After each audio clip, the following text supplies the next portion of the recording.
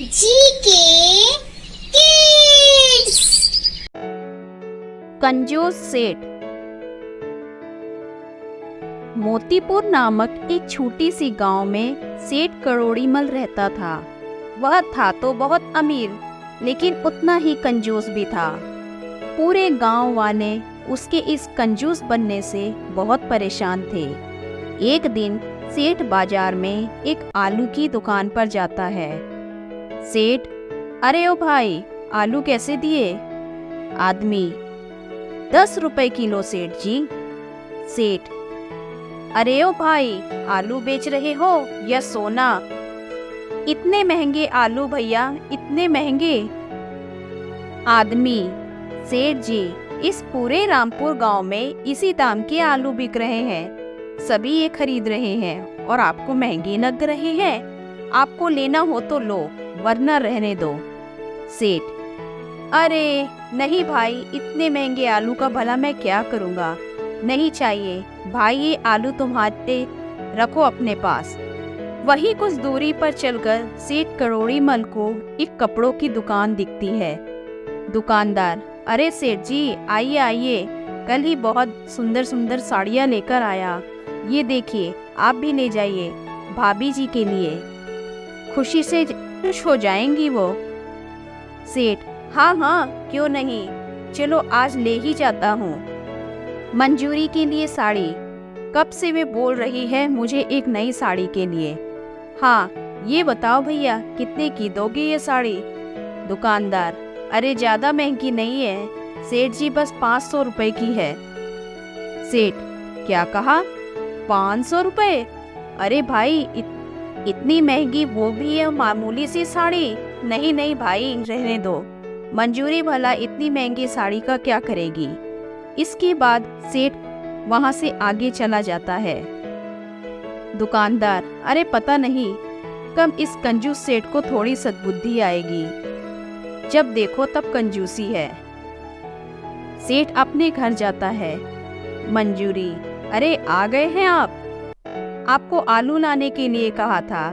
ये क्या, आप तो खाली हाथ ही आ गए? अब मैं क्या बनाऊंगी? सेठ, अरे भाग्यवान, बहुत महंगे थे आलू, इसलिए नहीं लाया, पर तुम कुछ और सब्जी बना लो। मंजूरी, हे भगवान, पता नहीं ये किस आदमी से पाला पड़ गया है। हर वक्त तुम्हारी कंजूसी से तंग आ गई हूँ। मुझे कुछ नहीं पता, मेरा कई दिनों से आलू खाने का मन है। कल मुझे आलू चाहिए बस, वरना मैं कल खाना नहीं बनाऊंगी, बता देती हूँ आपको। अगली सुबह एक नौकर सेठ के पास आता है। नौकर, सेठ जी, आपने कई महीनों से मेरी पगार नहीं दी है। सेठ, अरे पिछले महीने ही तो दी थी तुझे तेरी पगार। नौकर, सेठ जी, वो पिछले महीने की बात नहीं, कई महीने बीत चुके हैं उस पगार को तो। मंजूरी, अरे क्यों करते हैं आप ऐसा? दे दीजिए ना बेचारे को पगार, आखिर उसे भी तो अपने बीवी बच्चे पालने होते हैं। आप भी क्यों इतनी बहस करते हैं जी? सेठ, अरे हाँ हाँ ठीक है, तुम चुप रहो, मैं कहीं भागा थोड़े ही जा रहा हूँ, दे दूंगा इसकी पगार, कल आकर ले जाना, ठीक है? नौकर उदास मन से, ठीक है सेठ जी, जैसी आपकी मर्जी।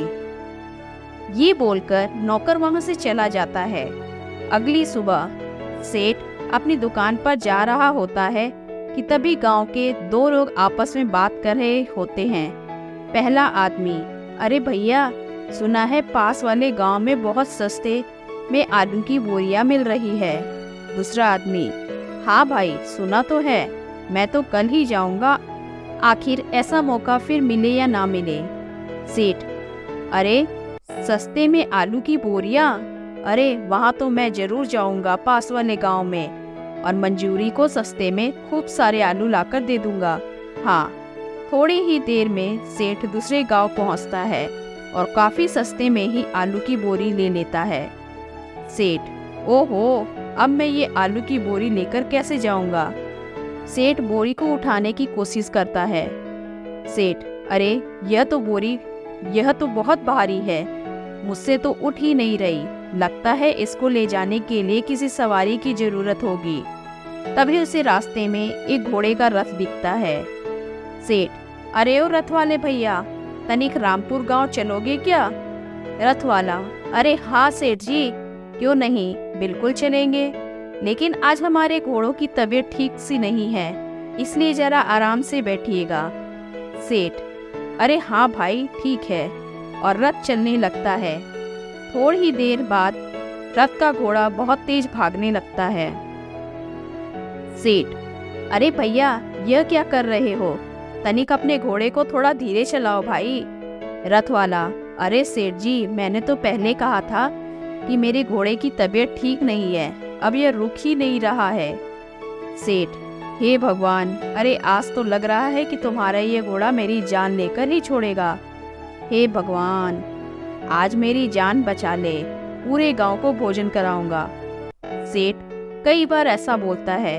थोड़ी देर बाद अचानक से घोड़े का रथ रुक जाता है। सेठ, आज तो बाल बाल बचा, वरना ये घोड़ा तो मुझे मार ही डालता। हे भगवान, तेरा बहुत बहुत धन्यवाद। रथ वाला, अरे सेठ जी, अब तो आपको पूरे गांव को भोजन कराना पड़ेगा। सेठ जी, आप मुझे मत भूल जाइएगा। मैं अभी जाकर पूरे गांव वालों को बता देता हूँ कि करोड़ी मल सेठ पूरे गांव को दावत देने वाला है। हाँ, ऐसा बोलते हुए वह रथ वाला वहां से चला जाता है। सेठ, अरे ये क्या बोल दिया मैंने, ऐसी गलती कैसे हो गई मुझसे? जब ये रथ वाला सारे गांव वालों को जाकर बता देगा कि मैं दावत देने वाला हूँ और सारे गांव वाले मेरे घर आ जाएंगे, फिर तो सभी गांव वालों को भोजन कराना पड़ेगा मुझे, और अगर सभी गांव वालों को भोजन नहीं कराया तो मेरी बड़ी बदनामी होगी। अरे अरे अरे, ये क्या हो गया मुझसे? ये सोचकर ही सेठ बड़ा उदास हो जाता है। सेठ अपने घर जाता है। मंजूरी, अरे आ गए आप, कहाँ चले गए थे? काफी देर में लौटे हैं। सेठ, अरे मैं तुम्हारे लिए आलू की बोरी लेने गया था, लेकिन एक नई मुसीबत आ गई। मंजूरी, क्या हुआ जी, आखिर ऐसी कौन सी मुसीबत आ गई? आखिर क्यों ऐसी बातें कर रहे हैं? सेठ अपनी पत्नी को सारी बात बताता है। मंजूरी, अरे ये तो कितनी अच्छी बात हुई थी, आखिर आपकी जान बच गई।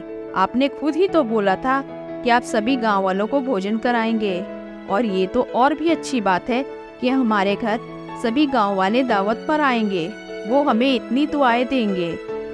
सेठ, अरे तुम चुप रहो भाग्यवान, क्या तुम्हें यह नहीं पता कि गांव वालों को भोजन का खर्चा बहुत महंगा पड़ जाएगा?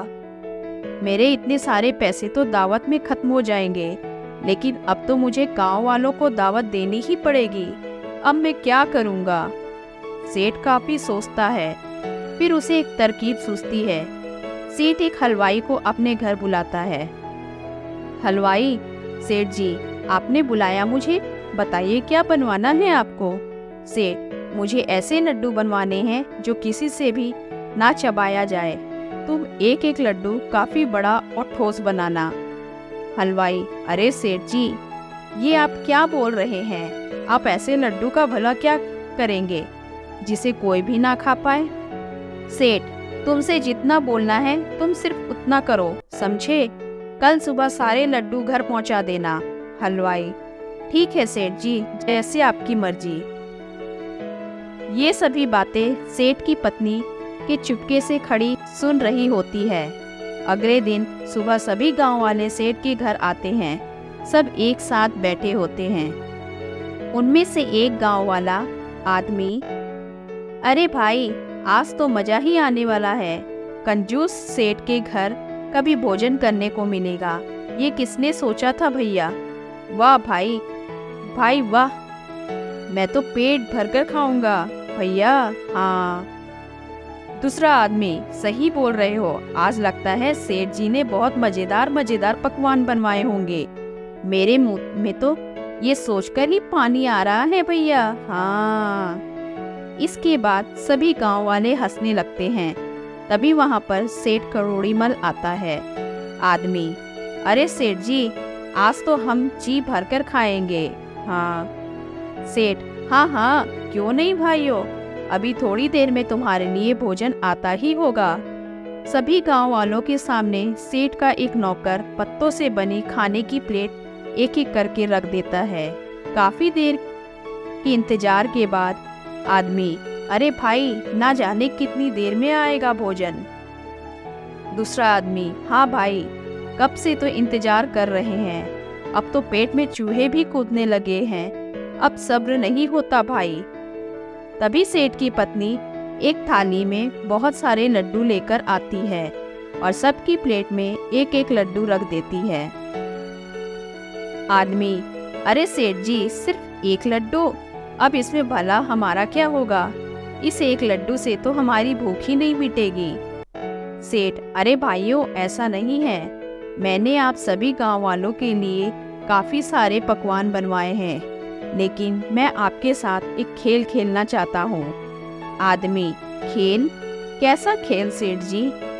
सेठ, तुम में से जो भी सबसे पहले अपने सामने रखी थाली में रखा लड्डू खा लेगा, उसे ही पकवानों से भरी थाली दी जाएगी और साथ में एक सोने का सिक्का भी दिया जाएगा।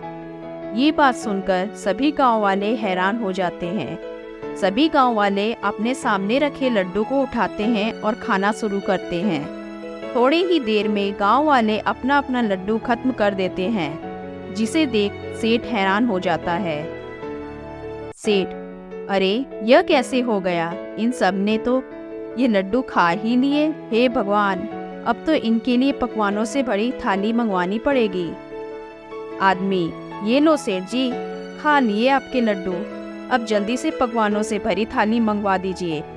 आहा, बहुत तेज भूख लगी है। सेठ, हाँ हाँ ठीक है, मंगवाता हूँ। तभी गांव वालों को पकवानों से भरी एक थाली दी जाती है, जिसे गांव वाले बड़े चाव से खाने लगते हैं। गांव के सभी लोग अपना भोजन खत्म कर लेते हैं। गांव वाले, अरे वाह, आज तो सेठ जी अपने मन खुश कर दिया हमारा, सारा भोजन बहुत स्वादिष्ट था, चलिए अब हमारा एक एक सोने का सिक्का तो दे दीजिए। दूसरा आदमी, हाँ हाँ सेठ जी, सोने का सिक्का भी दीजिए। सेठ, हाँ हाँ ठीक है, देता हूँ सोने का सिक्का। तभी सेठ अपनी पोटली में से एक एक सोने का सिक्का सभी गांव वालों को देता है, जिसके बाद सभी गांव वाले वहां से बहुत खुश होकर चले जाते हैं। सेठ, हाय हाय, यह क्या हो गया, मेरे इतने सारे सोने के सिक्के भी चले गए, हाय हाय, लेकिन ये कैसे हो गया? मैंने तो उस हलवाई से ठोस लड्डू ही बनवाए थे, ना जाने कैसे गांव वालों ने वह भी गटक लिए। मंजूरी, अरे चुप हो जाइए आप, जब आप उस हलवाई से ठोस और ना चबने वाले लड्डू बनाने की बात कह रहे थे तो मैंने सब सुन लिया था। इसके बाद मैंने खुद सभी गांव वालों के लिए लड्डू बनाए और आपने लड्डू मंगवाए थे उन्हें अपने बनाए गए लड्डू से बदल दिया था। ये क्या करने जा रहे थे आप? घर आए मेहमानों के साथ कोई ऐसा करता है क्या? मेहमान तो भगवान का रूप होते हैं, पर आप अपने साथ ऐसा खराब बर्ताव करने जा रहे थे। सभी गांव वाले इतनी उम्मीद से आपके घर भोजन करने आए थे। मैं आपकी पत्नी हूँ और ये मेरा कर्तव्य बनता है कि मैं आपको कोई भी गलती ना करने दूँ, इसलिए मैंने वो लड्डू बदल दिए थे। अपनी पत्नी की ऐसी बातें सुन सेठ को अपनी गलती पर पछतावा होता है। सेठ, तुम सही कह रही हो भाग्यवान, तुमने मेरी आंखें खोल दी। मैं अपनी कंजूसी के कारण घर भोजन करने आए मेहमानों के साथ कितना गलत करने जा रहा था, लेकिन तुमने अपनी सूझबूझ से ऐसा नहीं होने दिया। तुम्हारा बहुत बहुत धन्यवाद मेरी प्यारी पत्नी।